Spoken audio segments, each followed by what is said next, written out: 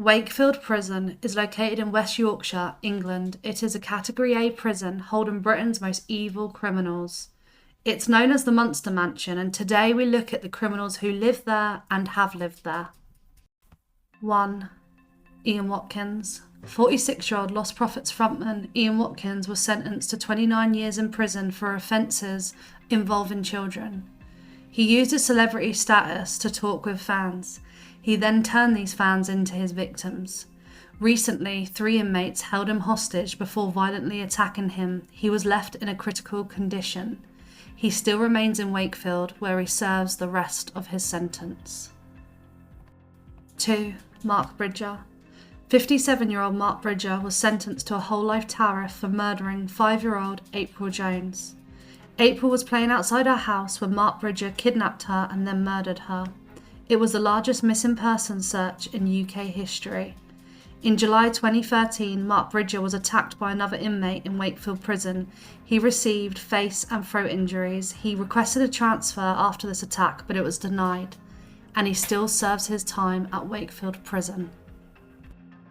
3. Harold Shipman. Harold Shipman was a general practitioner and serial killer. He has an estimated 250 victims. He would inject his patients with lethal injections and then write on their death certificate natural causes. He went on trial and was convicted of 15 of the murders and sentenced to a whole life tariff to be served at Wakefield Prison. He ended his own life at age 57. 4. Klaus Fuchs. Klaus was a German atomic spy who gave information from the British, American and Canadian Manhattan Project to the Soviet Union during World War II. If you have seen the Oppenheimer movie, he is in it, and this is played by Christopher Denham. He was charged with breaking Official Secrets Act, sharing information with possible enemies. Based on Klaus's confession, he was sentenced to 14 years. He served 9 years in Wakefield Prison and then went to Germany, where he continued to be a scientist. 5. Roy Whiting.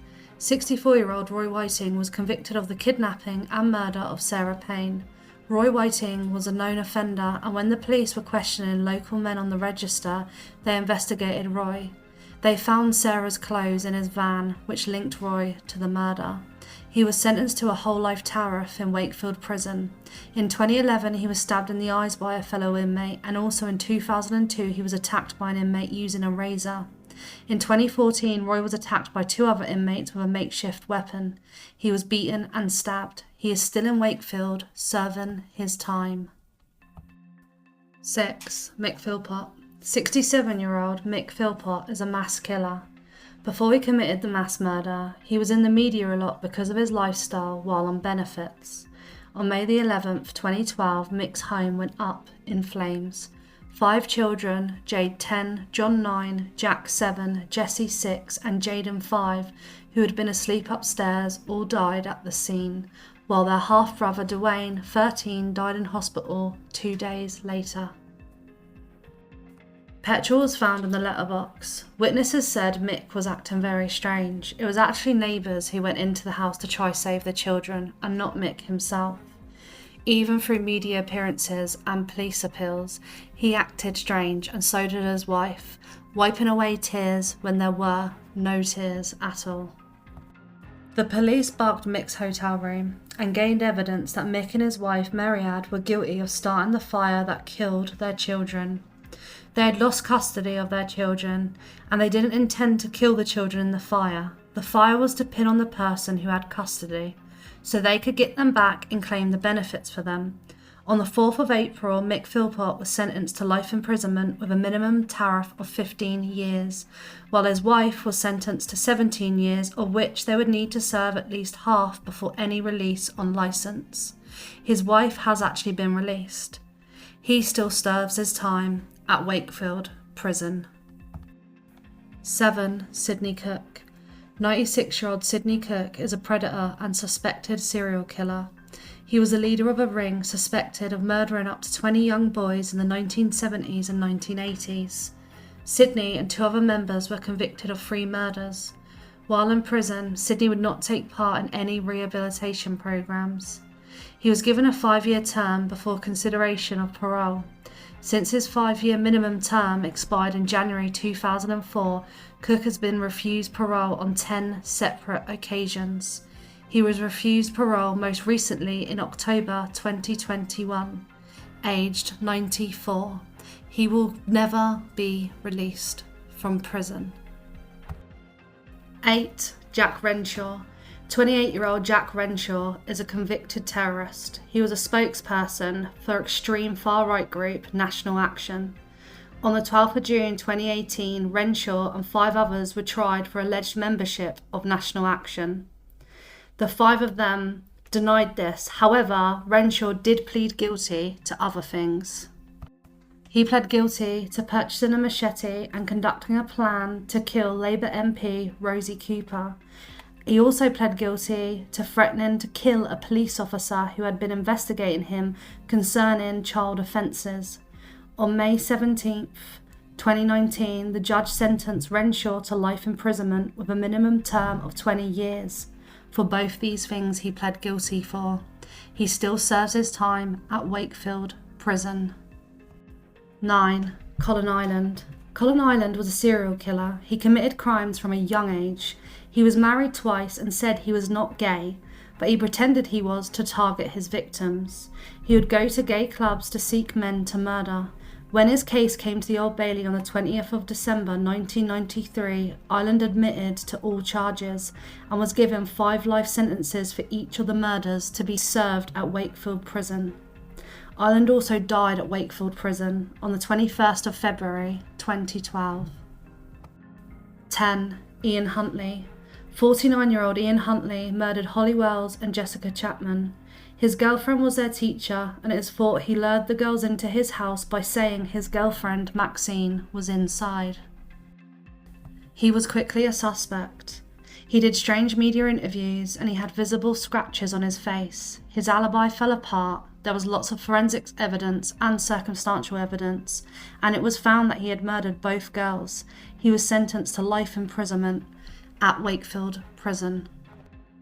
He has attempted to take his life on numerous occasions.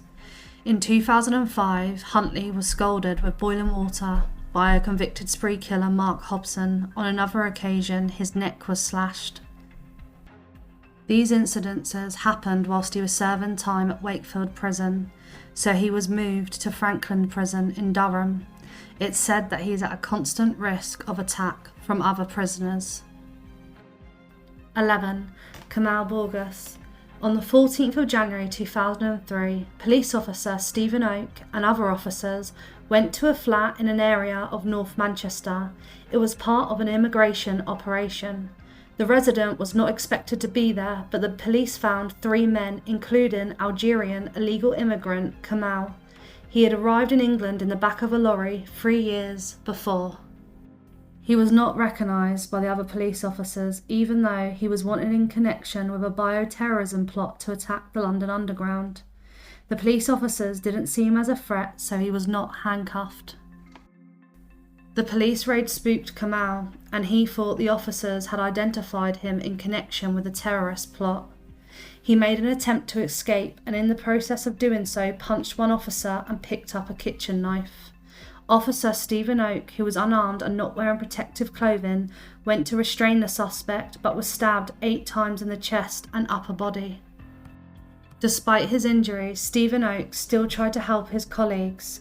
3 other officers suffered stab wounds before Kamal was eventually detained. Kamal was convicted at the Old Bailey on the 29th of June 2004 for the murder of Stephen Oak, of the attempted murder of 2 other officers, and of wounding another. He had claimed he killed Oak out of fear, but was sentenced to life imprisonment with a min term of 22 years plus an additional 15 years for attempted murder charges. He is currently serving his time in Wakefield Prison, but originally he was in Franklin Prison. He was moved to Wakefield as inmates set fire to his cell. It was reported that in 2009, Kamal was recruiting fellow extremist prisoners to communicate with undercover Al-Qaeda operatives in London. He remains in Wakefield Prison today and is segregated from other inmates. 12. Jeremy Bamber. 62-year-old Jeremy Bamber is convicted of the murder of his mother, father, sister, and her 2 sons in 1985. Convicted mass murderer Jeremy murdered his family in their residence, White House Farm, to get the family's inheritance. He placed a gun in his sister's hands. His sister Sheila was a schizophrenic. He had hoped it looked like she had a frenzy and committed the murders. He is serving a whole life tariff with no possibility of parole. He claims his innocence still now, but the extended family believe he did commit the murders. He remains in Wakefield. 13. Damien Bendel. Damien Bendel was sentenced to a whole life order after admitting to murdering his pregnant partner, her 2 children, and a school friend who was over for a sleepover. Before the killings, he had previous allegations of domestic abuse and convictions of robbery and assault. At the time of the murder, he was actually on licence for an arson attack. It's seen as a major fault of the probation services, as he should have been in prison, preventing these murders from ever happening. He still serves his time in Wakefield Prison. 14. John Cooper. 79-year-old John Cooper is a Welsh serial killer. On the 26th of May 2011, he was given a whole life order for the 1985 double murder of siblings Richard and Helen Thomas, and the 1989 double murder of Peter and Gwenda Dixon. It is suspected there is up to 5 other victims. In April 2023, he made an application to the Criminal Cases Review Commission requesting a review of his convictions. He is currently still serving his time in Wakefield Prison. He was also diagnosed as a psychopath. Thanks for watching. Until next time.